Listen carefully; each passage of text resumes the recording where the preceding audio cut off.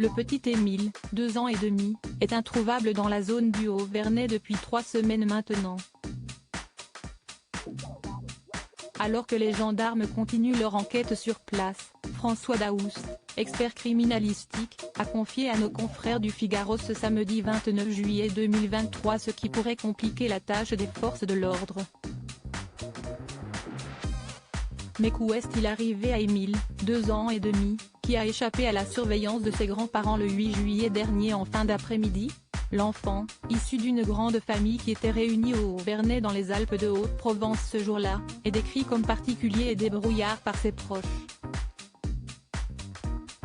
Des témoins l'avaient d'ailleurs vu pour la dernière fois en train de descendre un chemin, seul, avant qu'il ne se volatilise. Depuis, les enquêteurs ont investi le hameau, dont l'accès est restreint pour éviter tout tourisme macabre mais aussi la présence d'enquêteurs amateurs.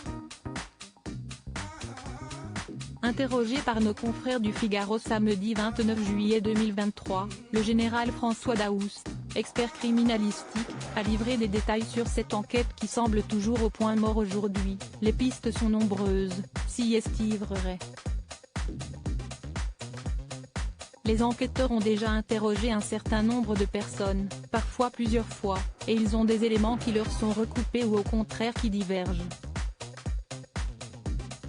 Il s'agit donc de vérifier si ce sont des témoignages faux ou de faux témoignages. Si est-il de cette façon, en plus de l'analyse des traces relevées sur place, que le champ des possibles va peu à peu se réduire. Hélas, il y a toujours des affaires qu'on sait criminelles mais sans qu'aucune piste n'émerge.